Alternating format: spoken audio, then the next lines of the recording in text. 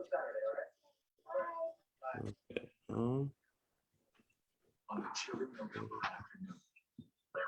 All right. We are live now. This is Indie Talk with Jesse and Jared, featuring former AWA star as well as many other big promotions. Derrick Dukes. How's it going, Derrick? Hey, how are you guys doing? Pretty Going good. good. Yeah. Pretty good. It's a nice Yeah. Wednesday, 3 o'clock p.m. our time. So yeah. Yep. Beautiful day. Yeah, it is really nice right now. So yeah. Yep. Yeah. All right, we can get right into it with this. We usually start off with the beginner question. Talk about how you got into watching wrestling and also your early career. Well, my story goes, I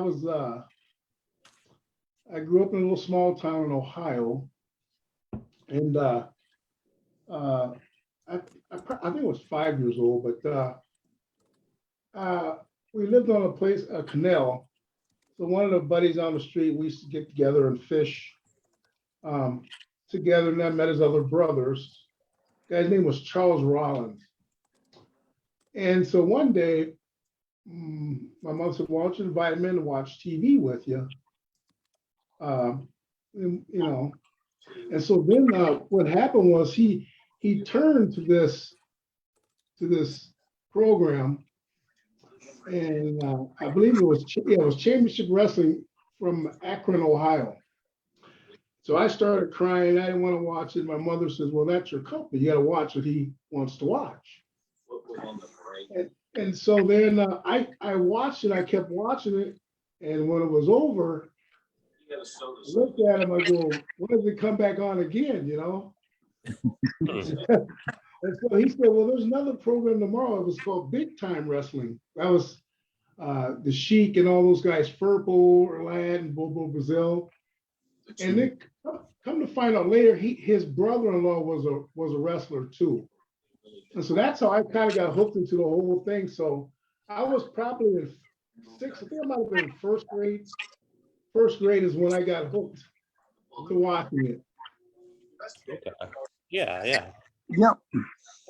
Yeah, it's always cool to hear wrestlers' stories about getting into watching wrestling, because I mean, we all start out as fans, just watching the wrestlers, because I mean, just first time watching wrestling, you're always like, what is this? You're people body slamming each other and then the elbow drops and everything. And I mean, any kid's gonna be interested in that. And then that's kind of how like all wrestlers or even wrestling fans get into wrestling. So it's definitely cool to hear your side of your story. So yeah. Well, you guys' era was a little different. When I started watching, they were doing a lot more on the ground headlocks, and they weren't doing a lot of flying. Back. So you guys got to remember this. So I've been set. I was six. It was 71. Mm-hmm. So if they did anything flying, that was usually the finish. And I remember even a body slam was that'd be into the match there. Like remember watching Johnny Valentine, Eric the Red, Abdullah, all those guys, Johnny Powers, so many great, Dominic DeNucci's, the many, Kurt Von Hess, Carl Von Schatz, you had the Mongols, which one of them was Bill Eadie. If you saw flying around, a lot of the flying around was done by guys like Louis Martinez. Some of the guys probably know what I'm talking about. Arriba Luis Martinez, and a lot of the Mexican wrestlers would still do a little flying around. You had Mil Mascaras was a big draw, and so you see them most of the flying. Not to say that other guys didn't, but it was usually going into a big finish when they flew around. Like today, I don't watch wrestling. I haven't watched it probably in years, unless it's by mistake. But when I'm at the gym, well, I mean, as just being truthful, when I'm at the gym, I'll look up over and they'll have that. Is it AEW? Yeah, AEW. Yep. And I'm looking at some of that stuff going, man, oh wow, these guys gonna be in a wheelchair in no time. Mm-hmm. But that's a lot of flying around, Mm-hmm. Yeah, yeah. It's hard on your body, I people ask me today would I probably have changed anything? No, but I honestly think uh well, I was being told years ago when one of my buddies, Larry Cameron, he died, he goes, Derrick, you're too big to be doing them flying moves. And I go, dude, that's our gimmick. It's like a rock and roll gimmick. We're not road, we're a gimmick. That's your gimmick. But the one thing I did not really realize is that Rick and I, we were bigger guys and taller and heavier. And so we were doing a lot of flying. It's harder on your body. Not to say if you're smaller, it isn't, but you got more of an impact. And I honestly think that's probably why I got tore up so fast. Hmm. But I couldn't have changed. I could have, but it wasn't me to be that the other way, be like the 70 clotheslines or press slam. And not that I haven't done it, but it just wasn't me. Yeah, yeah, yeah. Yeah, with like the AEW, I mean, I know I'm during the kind of like grew up in the early 2000s and I maybe should be accustomed to like liking that, but like all the high flying that AEW does is it definitely does look like wheelchair bound and it's kind of too much at times. It is cool that you're able to do that because it is a lot of talent that goes into it, but just seems like it's kind of taking the importance of like wrestling moves out of it and then just yeah, I don't know if it's the right thing to do or not, just from a fan perspective or anything. So yeah, I can. Yeah, like I said, I haven't watched whole matches, so I can't really be judgmental like that. But I'm seeing this, and you got to tell a story. But I don't know if they're telling a story. But I was, I sometime will just kind of catch myself. I'll listen to some of these, what do they call shoot interviews, Mm-hmm. and a lot of the guys, Tony Atlas. On as a matter of fact, I met Tony Atlas months back in North Carolina, and I've known Jim Cornette. But Jim Cornette says something very interesting on one of these. He says, all this fighting I'm doing to get the wrestling back to where it needs to be. And he goes, it's never going to go back there. And I've come to the conclusion it's not. And the reason why I'm saying that is I remember I started in 86. I was 20 years old. And then, at that point, there still was some territories left before Vince killed them all off. And I was down in, I had to go do a shot. They brought me from Vern, Bob Geigel's promotion down in Kansas City. And I remember the old referees was in the locker room and they were saying, now this is 1989, 88. And they said, hey, you know what? This business is going back to where it should. They're going back to a wrestle. Well, you know what? It never happened. It never went back to a wrestle like the way it was in the early days of wrestling. I mean, you could work a wrestle, you could work a hold in, but you still had to have some flying in there. And it just never went back the way they said it was going to go back. I mean, you could look at some matches where if you saw one high spot in the match, that'd be the end of the match back in the 60s or 70s. And also, it's never, I don't know if you can put the toothpaste back in the tube. Because, I don't know. I don't know what else they can do with it looks like to me it just turned into acrobatic moves, But like I said, I haven't seen a complete match, so who am I to say, Mm-hmm. Yeah, yeah, yeah. Yeah, it kind of is mostly that now. I mean, you still got some big guys here and there, but wrestling has changed and it might never go back to what it was before. So yeah. Yeah. Mm-hmm. Yeah. Well, I kind of go back to, when I hear the stuff, well, I hate to tell you this, guys, we're not going back to the horse and buggy. from the car. So I mean, it's not that you still don't, right? I roll a horse and you still can't do it, but that's not going to be our means of transportation. And I don't think this is going anywhere backwards. I don't know what else they can do, to be honest with you guys. And I remember one of my buddies, he's dead now, promoter Ray Webby, and I was sitting in his living room. Now, this was in the 80s. And he's going, well, what else can we do? And he started back then talking about putting some explosives on a turnbuckle. And I'll be darned if they end up doing that in places like Japan or whatever. But, what's next to do that they haven't seen, I don't know. You're going to go in the ring and kill someone? I mean, it's I don't know what you do with it, Mm-hmm. I don't know. Mm-hmm. I'm dumbfounded. Mm-hmm. Yeah. All right. But as long as guys, my own opinion is, as long as you can entertain them, everyone's got a different niche. And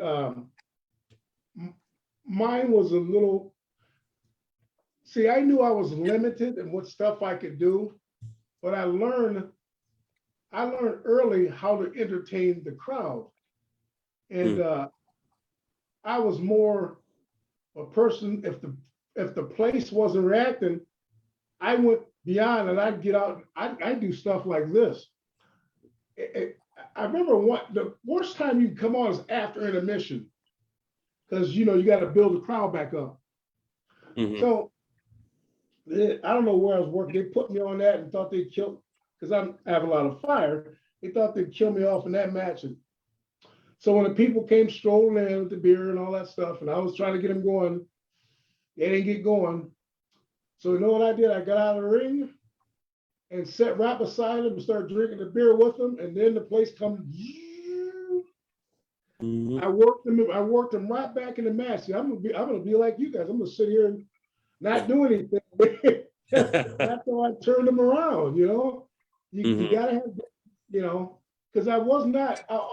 I see some of the stuff that's said about me. I always know I wasn't very great in the ring. I could do some moves, but I was more of an entertainer, and I could sell, and I could. I remember even having little kids crying, thinking I was really hurt. Now that's where you're doing some good selling, Mm-hmm. And so you got to do what you're good at. If you're not, you can try, but I just wasn't good at some stuff, Mm-hmm. Yeah. Definitely got to make the crowd believe it. That's always the key importance to wrestling. So yeah. Looking at some Facebook comments here. Wrestling Gone Wild promoter Tom Burdick says, "Hey, Derrick, it's been a long time." So. Oh, yeah, Tom, yeah, he's up north there. Mm-hmm. Yeah, up in the Iron Range. He's been many years. Oh, okay. Yeah. Well, not the Iron Range. He's where's the Hockey Hall of Fame up there? What's that town? Oh, we wrestled at the Hockey Hall of Fame, something up in the up toward the Iron Range. I can't remember the city. It's been so many places. But yeah, I haven't seen Tom for a long time. Tell him hello. Yeah. Was it in Evelyn, Minnesota? Yeah, there it is, right there, Evelyn. Yeah. Okay. Yeah, I just looked up Hockey Hall of Fame. Yeah. Fun place. Yeah. Good time up there. Mm-hmm. Okay. And then we got John Castro from Facebook saying, looking great, Dukesy. Oh, that's John, that's what's his wrestling? John, it's his uncle's Kadaski, Scrap Iron Kadaski. So that was his uncle, I think. Yeah, so his name was Kadaski. That was his wrestling name. Yeah. Okay. Yeah, he just commented Gadaski. So yeah. Okay. Yeah. All right. Jesse. Okay, Derrick.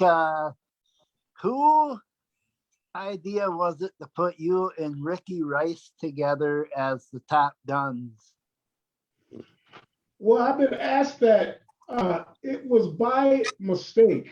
Now, I wouldn't. Well, a mistake. It was. What happened was one night we were wrestling out there in Stillwater. Yep. It was a bar show. It was a bar show. It wasn't a. I think it was called a Big Bear back then, but it was maybe the place across the street. And at that time, the tag teams were the Terminators, Riggs and Crow. That'd be Dan Rignati and John Voight. Later, Doug came as Wolf the Terminator. But what happened was they would work against the main events against two guys called the High Rollers. Now the High Rollers was Alan West, which eventually went to the AWA, and the other guy was Steve Barcel. Yeah, Steve Barcel. Yep. Both two blonde guys, big muscular guys. And what happened was, I would always work the first match, usually against a guy called Russian Crusher, which later became Soldat Ustinov. Yep. So what happened was Eddie got into Eddie Sharkey, who was, he owned the PWA, ran it. Right. And he got into an argument and fired Steve Barcel. Mm-hmm. And so he looked and goes, Derrick, you got to get in the main event with Ricky. And I believe the Top Gun movie was out that time. Right. Yeah, and so that was back in 1986. But I've been asked, I don't know if Eddie got, because Larry Cameron used to wear a hard hat that had Top Gun on the front. He worked at the stockyard, South St. Paul.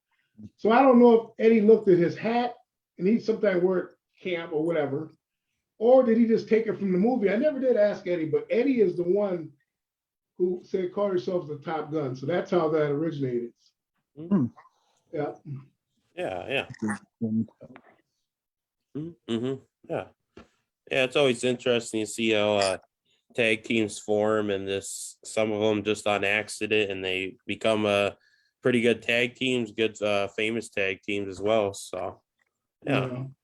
Mm-hmm. Yeah, we had a little run. Yeah. Oh yeah. Mm-hmm. Yeah. Oh man. Yeah, so you talked about Eddie Sharkey, and you were trained by him, right? Yeah, Eddie, I went through Eddie's camp. Mostly Dan Rignati was the trainer. Dan Rignati was the Terminator, Terminator Riggs. So he would run the camp for Eddie. Eddie would show you some things, but mostly Dan ran the camp. When I started camp, I guess it gets a little fuzzy. We trained there in the St. Louis Park Junior High on the gymnastic floor. Mm-hmm. And then had a mat. We could only get ring time when Eddie because Eddie ran shows, right? Yep. And bar shows, that's the only time we could get in the ring to work the ropes and stuff like that. But I believe when I started camp, there might have been like, there was a bunch of people, but it dwindled down. I think it had to be like maybe 15, and it went. And after a while, when I looked around, only 3 of us finished. The 3 of us was Red Tyler, myself, and a guy named Dave Westerhausen. I don't know what happened to him after the first year. But Red Tyler, he was he's around for a while. But yeah, they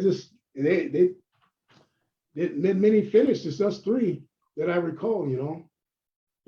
Okay. It was not. Yeah, Eddie started. Eddie doesn't like what I say, but I'd say, Eddie, when I started camp, you were working our butts off, and I come to the camps later, these guys are slackers. Oh man.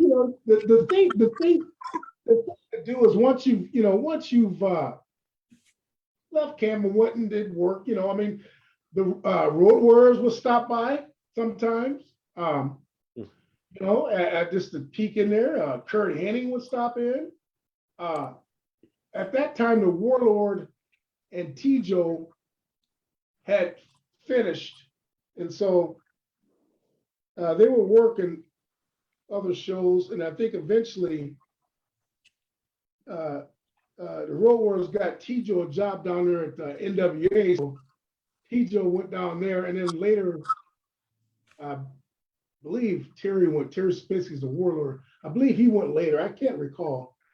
But you come back and check on how the camps are. This is what you do, you know, check on the guys and come say hi to Eddie, you know. Mm-hmm. It was always fun. Yeah, definitely. Yeah, it's over. I first well, I didn't technically meet him, but I first heard of Eddie Sharkey about 5 years ago. He was in the crowd at a show in New Market called Under the Big Top, and saw him there. There was a good crowd reception. I was like, I wonder. I didn't know him at the time, so I looked him up. He definitely did a lot of stuff, and then pretty much this year started learning more about him, and he's been at more shows. I've actually got the ride with him and Charlie Norris a few times to a show, since I'm good friends with Ryan, who's good friends with him, with those two. So yeah, Eddie's definitely a great dude. So Oh yeah. I just talked to Charlie a few weeks ago. I talked to Charlie. mm-hmm. Yeah, Charlie's a good dude. Yeah. I think he's out of town now. Yeah, I think he's in Florida doing something. Yeah. So I gotta get him back so I get my t-shirts from him. Yeah. Well, he's got some t-shirts made up, and I told him I wanted a few of them 3X. So Okay. So we're gonna hook up. I haven't seen him. I'm just on Facebook. I haven't seen him in years. We used to hang out a lot. We used to live right down the street from each other back in what year was that? 99? 99? Yeah, we was hanging out a lot back then. Mm-hmm. I think it was 99 or somewhere around 2000, somewhere around there. Mm-hmm. Yeah. Yeah, definitely. Looking in the comment sections here, I'm not sure if I'm gonna pronounce the last name right, but Gene Lildahl, he says, boy, I could tell you stories about a road trip with Eddie and Charlie. So apparently Gene knows them pretty good. Yeah, interesting story. Yeah. Oh man. Yeah. I've been getting a few comments now, trying to keep up with that. So yeah. John Castro says, was Eddie teaching from the chair back then? Oh, yes. Eddie is very knowledgeable. Sometimes this is what I would do, because he wanted you to learn to take a bump. It's important taking bumps, and you know, I heard guys in the past make fun of what I won't say their names, they're dead now, but they're big names, and they make these snide comments about all Eddie what you do is take a bump. But you know what? Taking all the bumps and doing it correctly probably saved most of our backs. Our backs are bad, but if you don't learn to take a bump correctly, you really are damaging yourself. That was the importance of that. But if you, some of the stuff, you gotta go ask Eddie, how do I do this? I watch stuff on TV. I go, well, how did he do that? And he'll get up and show you. But he's got to see that you're interested. You know what I mean? You got to show some interest in learning. And if you're just one of these guys just going through camp just to say you're going, you know, but if he knew you wanted to learn, he'd be in there. Yeah, he'd be in there. He'd show you what you're doing wrong. He can tell you stuff you're doing wrong by just looking at you. My drop kick was always goofy, and I never did fix it correctly. Dan Rignotti one time fixed me, Day of Night Terminator, and then it went bad again. And then I realized later on, instead of jumping off my feet with 2 feet, just use 1 feet so I don't. So I was turning over too fast. So yeah, a lot of stuff I was doing wrong. I'd look at it and try to fix it. Sometimes I would. It was hard for me to watch myself on television because, well, that's bad. So, but I would force myself, rewind the tape and go, then I look at stuff, I go, well, I go to Rick, hey, Rick, let's try something different. You know, I try different moves. I watch a tape and I write them down and we do something, things are different. Just not like, so we're not like doing everything everyone else is doing, but pretty much, you know, wrestling got the same kind of moves back then, not like now, they got way more moves, but I would try to switch things up, you know, just to make it more interesting. Yeah, definitely. Jesse? Yeah, so okay. Another question for you, Derrick, is I can't remember the date. I think it was back in 1999 when the AWA was getting ready to close. They did a big battle royal for the AWA title, which was won by Larry Sabisco. Who informed Larry that he was going to go over to win that title? Oh, that was 1989. 89, yes. Yeah, 89. And well, I mean, they weren't going to put the belt on Zink because they didn't trust Tom, you know, so they weren't going to do that. So, you know, I knew, well, I mean, we all knew when he brought in Larry, because Larry, when I first met Larry, we were doing TV out there. When I got into AWA, you guys, I just come off, I had an interview with them before I went to Europe. Right. So when I come back, the Rockers had quit. So they hurry up and had me fly right into Vegas and do the Top Gun thing. But Greg told him, well, he's too green. So they took me off TV. So they brought in Ricky had a partner when they started in the PWA and they were called the Vigilantes. His name was John Paul. So they called them the new Top Guns. So they took me off and then I got maybe a year went by, I can't recall. And they put me back on TV. And that was the night that we were in Milwaukee. And that's the night Zbyszko came in. He still had the Western Heritage Championship with I can't remember. It's NWA, I think that title was. Yeah. And so we all knew that because Morocco came in and Morocco, first we was thinking Morocco, they're going to put it on Morocco, but Morocco left. Don left. So we already knew that, well, Larry's getting the belt. That's why they brought him in. Yeah. So we knew that was no big secret, you know, that he was going to get the belt. So and he was the, you know, he's the veteran of the group, so he should have got the belt. You know, he's the most, you know, most polished of the group and the most known. So yeah, we knew he was getting the belt. Okay. Yeah. Yeah, definitely makes sense. So. Yeah. What was your inspiration for your nickname Starfire? You know, I've been asked that, and I can't. Well, I don't know if it was.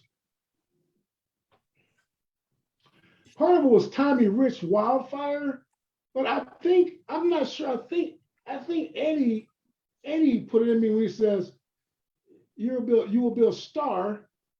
If I think that might have been how I threw that together with Starfire.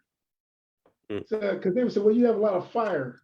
So I believe that's where, I'm not certain. I'm thinking that's how that happened. Eddie influenced the star in there, and I put Starfire, and I think that's how it came about. Oh, okay. Yeah. And then then Ricky would always call me Stir Fry. Oh man, Hey, Derrick Stir Fry. Oh man. And then Mhm. Larry Cameron would call us Mickey Mice and Donald Duck. Oh man. Yeah, we had fun, man. It was just, Mhm. uh, Yeah, it's always fun. Uh, or kind of recreating nicknames and seeing how that works. But behind the stage nicknames is always interesting to learn about too. So yeah. yeah, Mhm. yeah. Yeah. All right. And Jesse? How did you like wrestling in Rochester, Minnesota at the Male Civic Center when the AWA would always run cards there? It was different because you used to shoot there in Las Vegas at the Showboat. Mhm. But the great thing about we had fun going to Rochester because we can go back home, Yeah. until well, then they started lining up, a tour, and then we'd have to go there, Austin, then go down, uh, do shots in Iowa. Mhm. Yeah, so we do that. They started rounding up more, but usually you do that TV, you just come back home, and we get home enough to hit the bars. Hmm. we were so young, man. I was like 21, 22. We were still out in the bars, just having fun. Hey, we'll make it back in time. Come on, let's go. We were so goofy, man. Mhm. So goofy. Oh man. That's what makes wrestling fun at the end of the day as well. So yeah. Yeah, yeah. Yeah. Yeah. Um talk about working with the International Wrestling Association, IWA. Uh, yeah, that was great. Rob Russell was the owner. Rob Russell was in the AWA. He's the one that got me the interview with Vern and Greg. So he apparently the AWA was supposed to do the Europe tour, the first tour I was on, and we was all over Italy, Denmark, Germany, Austria, uh, France, Paris. I'm missing some places. Amsterdam. Well, he apparently from what I understand is that Vern wanted more money, and Rob says they're not going to pay any more money. The promoters over there. So I don't know how Ray Webby knew Rob, but Rob, I was wrestling at a place. It was the Holiday Inn there, off of Sunray. There, they had some matches there, and Rob came out to see the show, so he grabbed up me, and he was supposed to be Ricky, but Ricky at that time was with the AWA, so they didn't want him to go. So he took Johnny Love and called us the Top Guns, and so that was all Rob Russell's doing there. And so he started a promotion when it was called Superstars Wrestling. Then he started when he left Vern, he started IWA, and yeah, we went all over. And Sal Correnti was the booker and the boss, and we went all over. I mean, we went to Australia there, and then we had shots. I remember looking at that time, places where the promotion was just dying, and I was looking at this tape one time, and then I looked at the dates and go, my goodness, we went 22 days in a row. And I didn't realize that, and years later I saw the tape, but it was going good. And then, they had success. We had success. And then they started using bigger name guys, I think Dusty Rose and all those guys were working for them. And then and eventually, I guess eventually folded. I don't know when it did though, Mm-hmm. They ran for a long time. Yeah. So Mm-hmm. yeah, it was fun. It was fun, fun guys working. Mm-hmm. Yeah. Yeah. Yeah, I was watching one match a little bit ago. You faced Al the Sledgehammer. Do you have any memories of him?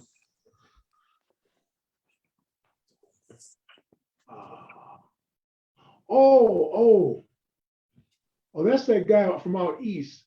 Yeah.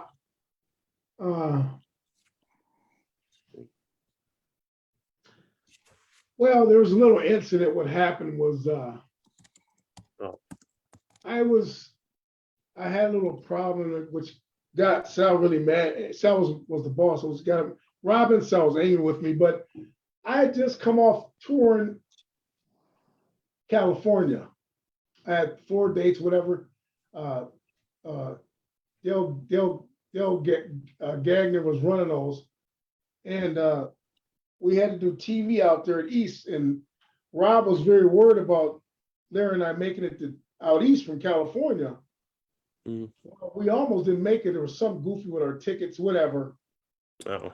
So, didn't have the great night's sleep, and I had an ear issue where I couldn't hear very well. I couldn't unstop my ear, and I'm tired. I get to the arena, and we're already late. So, Rob's already made because he's mad.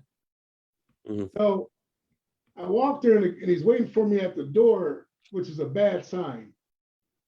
Mm. And we had talked for the match, and we had time. I didn't want to talk. I want to lay down for a bit. Mm. Well, usually when they do that, that means they have to do the job. See, and he's a big guy, and it was probably not a good idea to have me work with him because before this, him and his partner were tag team champions. They were, so of course, I'm smaller than him, you know what I mean? And he's, one of those instances, but the thing is irritating. I remember talking to Chris about this. Chris is King Kong Bundy. And we were talking about this one thing. One of the most irritating things is when you go to a person and say, hey, can you do this? Yeah, I can do all that. Oh. Okay. Mm-hmm. Then they can't do it. Mm-hmm. You understand? Right. So they can't do it, and it screws up the match. And I didn't take it the right way. I came back and blew up in the locker room, which I shouldn't have. Mm. I felt bad later. It was irritated from the, tour. And when they tell you can do stuff and they just kind of wave you off, it's irritating. Because I remember guys who've been in the business less than me. They said, Derrick, can you do this? I go, Mm. And someone will no, I'll show you. And then they'll show me. I say, okay, I'll do it. But I'm not that arrogant. You understand? If I can't do it, I say, I don't trust myself, or you better help me do it because I can't do it. And he was just waving me off. He ain't the first guy that did that, And I was just burning mad, and you don't behave that way, but Yeah. shouldn't have been. It wasn't helpful that I was taking muscle enhancing drugs either. Mm-hmm. You got a short fuse. You got a short fuse there, So Mm-hmm. yeah, but I felt really bad. I shouldn't have, but what are you gonna do? I mean, people blow up at me too. I mean, my incidents, but not really nothing really bad, someone asked me one time, did you have a problem in the ring with certain people? Didn't care for working with some people, but I only remember one incident. At the time when I was just an AW, they still was running AW had an A crew and a B crew still. Of course, I was on the B crew, but I keep forgetting Gary DeRusha's father's name. Al Wow. DeRusha always wanted me on the A team and work the first match because I light the crowd up. So I was over there. I think we're out there in Utah. I can't remember, Wyoming or wherever. We did 2 shots. Then I had to go back and get in the car and drive down to Iowa from these nice, beautiful arenas I wrestled down to the fair, walking through the pigs and the horses. I went from there to here. It was about a packed house to maybe 200 people in a pig farm. It's at a fair, And so I go in there and I couldn't talk to the guy because my plane's late getting in. So I had to go get right there, go dress, get right in the ring. But there was a guy and he had a valet and he almost looked like kind of like Bruiser Brody, but much skinnier, had tattoos all over himself. Don't know his name. And he had his valet. And I kept telling him to loosen up. I don't know if you guys know what that means. It means he's stiff, and he's hitting me way too hard. So I told him again. And so he didn't. So after about the third time, I hauled off and knocked the wind out of his chest. I hit him so hard, the whole place went silent. And he went on the ground coughing. Then I kicked him hard. I want you to understand what I'm trying to tell you. Very brutal. It was much better, but that's the only really incident that I had with the issue with the guy, in the ring. Like I said, some guys I didn't prefer to work with, but it was never nothing really bad. I know guys got into fights, after the matches, Oh yeah. It happens, And the other thing, football players get in fights, basketball, your own team. Yeah, so it is what it is, Yeah. I think, I mean, there's always probably going to be wrestlers out there that never agree, and then like, I guess going back to the thing before is like or what do you going back to like saying I can do that move and I can't, and then that kind of causes a disagreement as well after. So it's it's always better to be honest. So because they've messed the matchup. See, there's another incident that happened. There was an incident. I was wrestling in Wisconsin, and I forgot who I want to say. Oh man, I was in a tag team. I can't remember. Wait a minute. I can't remember the guy's name, but the guys we were wrestling was a guy named Monte or something. I can't remember his partner. But they're going to this guy and they're going, "Can you do this?" Yeah, I can do it all. And he did it. And when he went, the first thing they tried with him, I'm sitting in a corner and I just put my head down, checking it. He couldn't do it, and then they were on him. They were on him so bad about he's a mess up, and they're just they're talking to him. You can't do nothing, and the guy just walked out the ring and left me there. So it's me to fight two. It's me to fight two people, right? So I'm going, well, let me put the heat on, and I get a little comeback, and they're beating on me, and I get a little bit, and then the guy comes back, I believe. But I just I've seen it happen. Yeah, I've seen it happen. I've seen it happen again. I think it happened to me again. At a place here, it was right there in I think it was American Sports Bar, right there. What the heck is the name of that road? I buy tackle bait there. I can't remember the road. It's in Oakdale. That's Century, and I believe it was Billy Blaze. Yeah, I believe it was Billy Blaze and myself against Red Tyler, and I can't remember the other person. And Billy Blaze broke Red's nose, and Red just left the ring. Oh no. He just left the ring, and I've been like 3 of those. I go, I've been hurt. I got hurt. I was out east there, and I got my mouth ripped open. I was working with a guy named Holly pink. He had a pink on. Mick Carson was it was for the IWA. Mick Carson was calling the match. I can't remember the guy's name. He's a nice guy. But what happened was he went to throw me in a turnbuckle, and using my hair's long, which what I do is make it look like I'm hitting it harder than what I hit because I had longer hair then. But my head went too far over, and the pad had slipped down, and the cable is sticking up. Oh. So they didn't wrap the cable, and it went right through my mouth.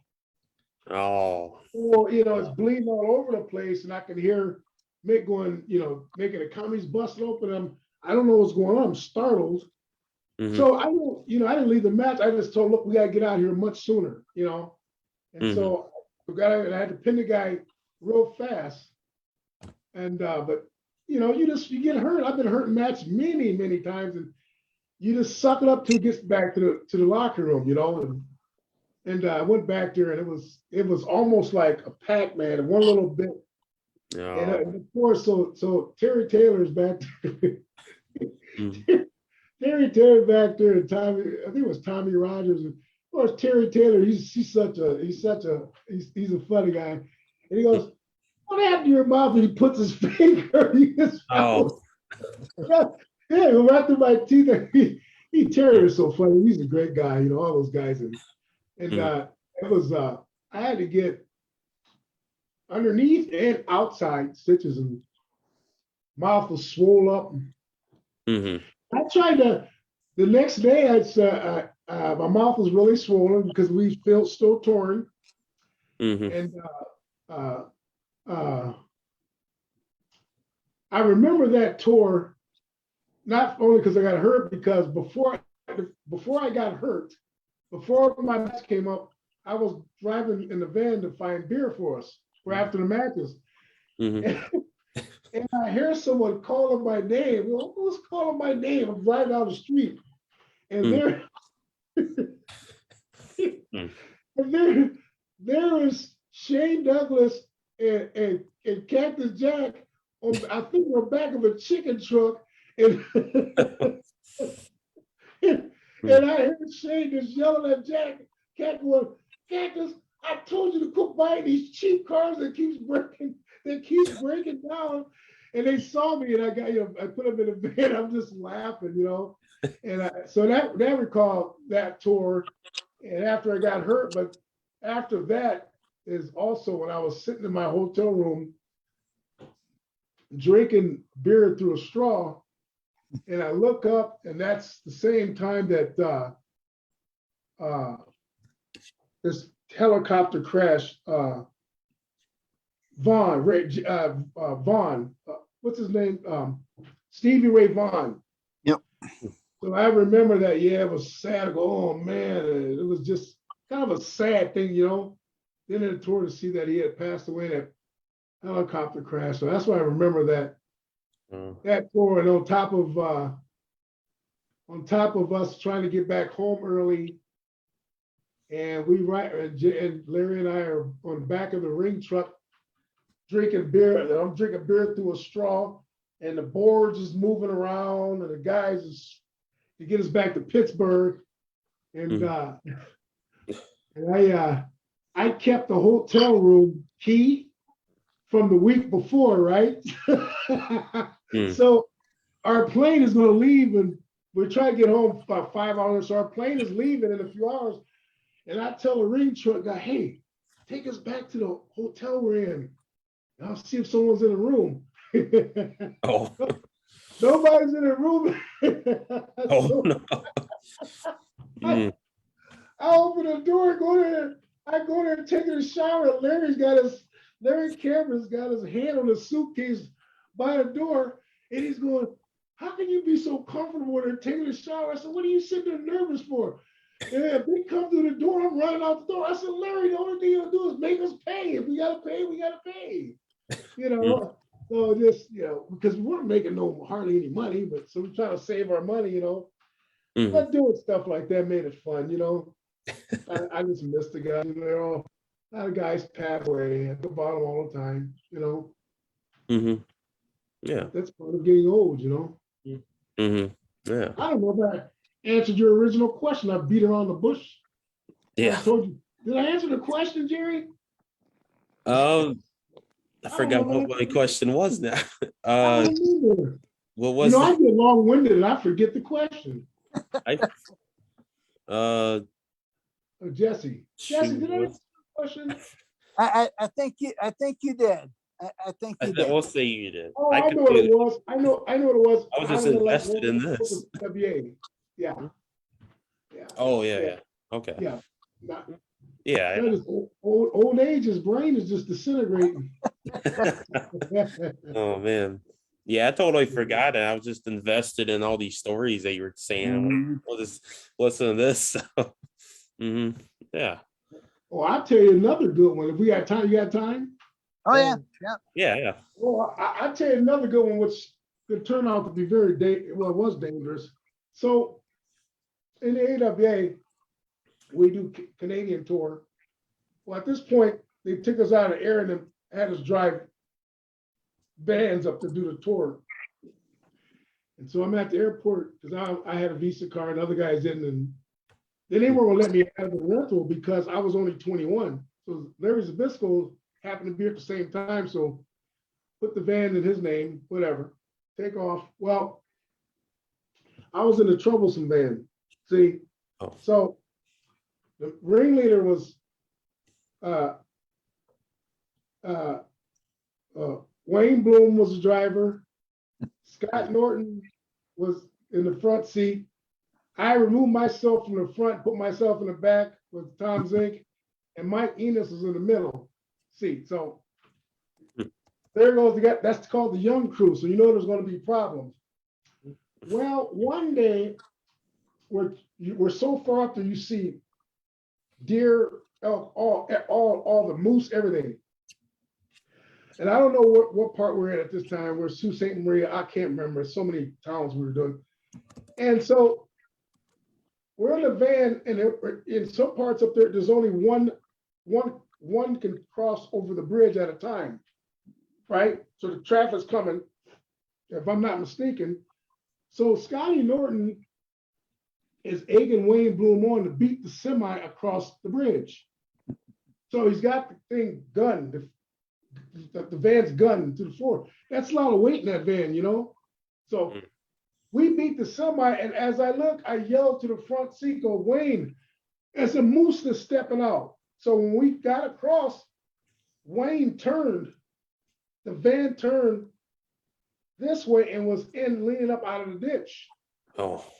The moose never moved. Mm. So we pile out the van, and I don't know, a lot of people know that, Wayne Bloom and I believe Barry Dawson was powerlifting champions. But Wayne Bloom and Scotty Norton picked the back of the van up and put it back on the road. Just them two. So Enos didn't help, I didn't help, nor Tom Zink. So Scotty decides, and Enos to get back out the van, they have to urinate. Wayne takes off with me, Zink, and myself, and takes off and leave them. Goes down the road, pull over, right? Want us to think we left them. All of a sudden, the guy comes up in a Corvette and says, "Your friend's been hurt. You guys better get back there." What? Yeah. So we turn around and go back, right? Scotty Norton's shoes is in the middle of the road. Oh. Scott is laying upside down in the ditch, face down. And Zink is back there going, Derrick, that dummy got hit. He got hit. I said, man, I don't see any blood.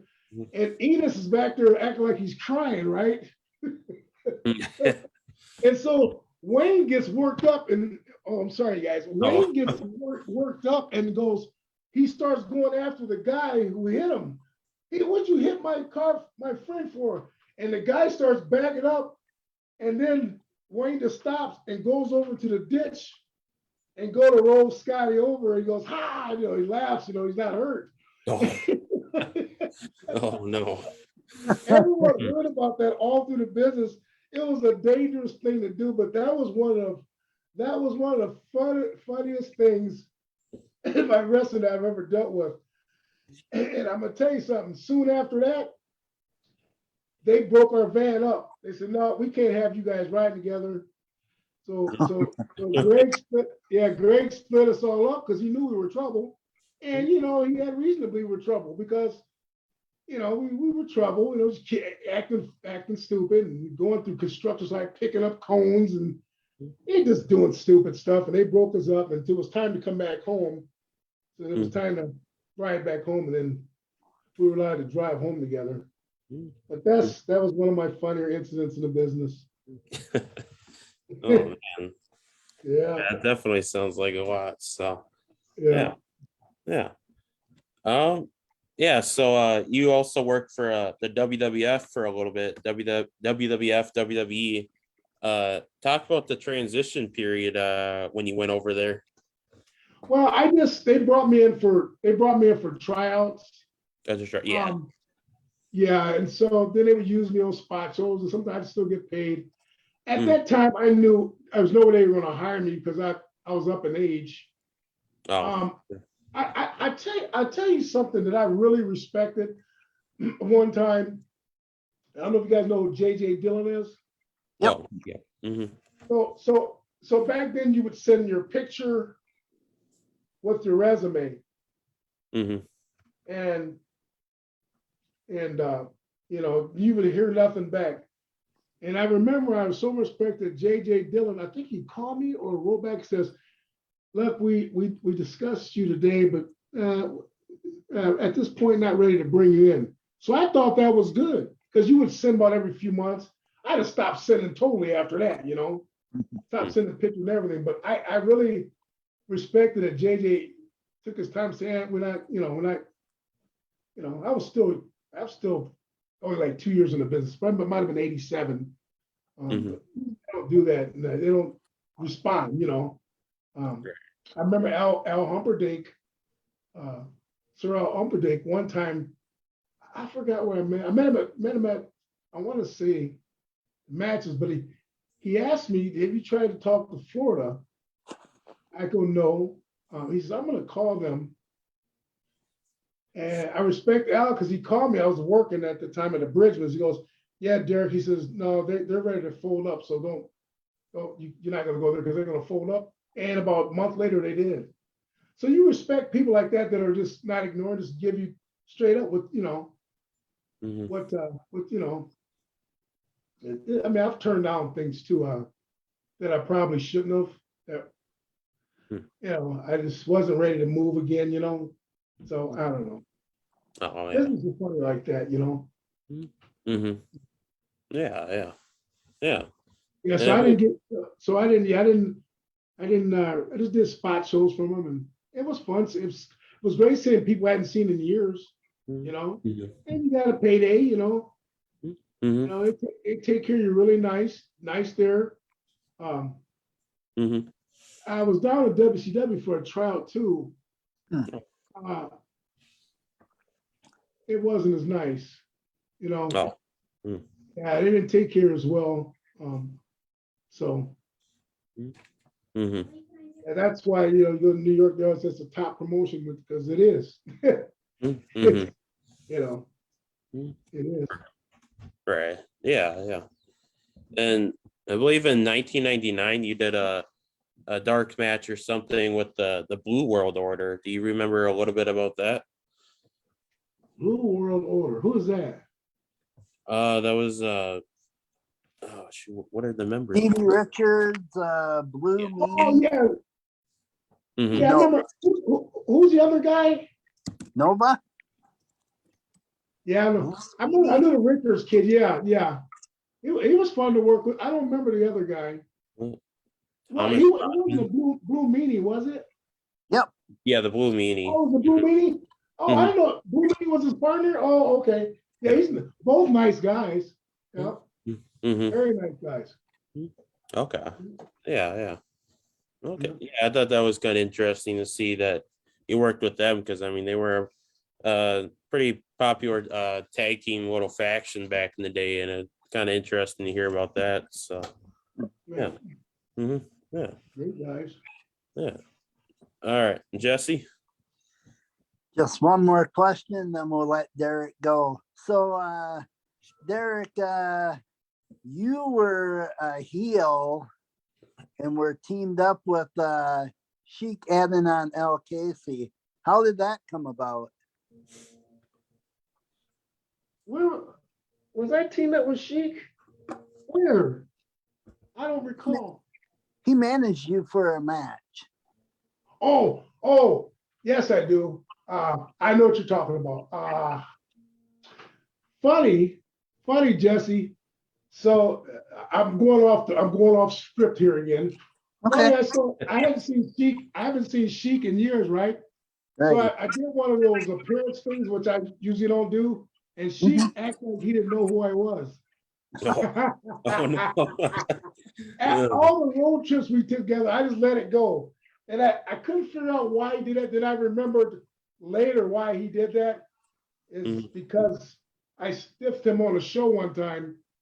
It took me a while because my brain ain't working because of the pay. He kept reducing my pay. So but anyway, I know they wanted him to manage.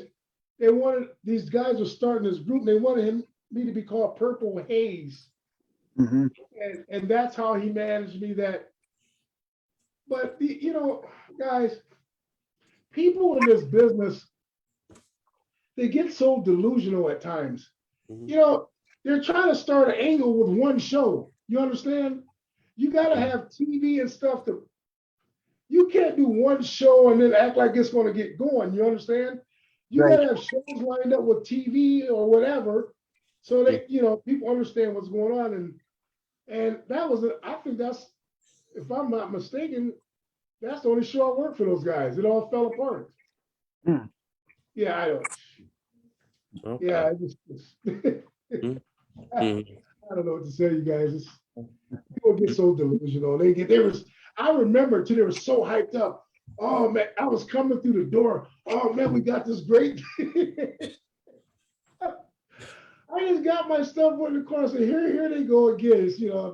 These people are just delusional at times, but hey, it's their dreams too. But I don't know. I've seen it so much, Yeah, and not, one thing that I learned, you guys. At first, I thought that this stuff only happens in the United States, and when I started traveling other parts of the world and seeing some of these other promotions, it's the same thing. You got these little, like they'll pop up a small promotion will borrow you, and you see the same. And so you see the same thing. Go, man, this is just the business. That's just what it is. It's not. Doesn't make a difference what country it is. It's just that's how the business is. Yeah. This one answer one more fan question here. Gene says, Derrick, do you remember Jimmy Koch? Coach Koch. Jim Cook. Oh, Jim Cook. Okay. I think that Jim Cook. Yeah, Jim Cook was another. That was another version of the IWA. Oh. And yeah, it started out well.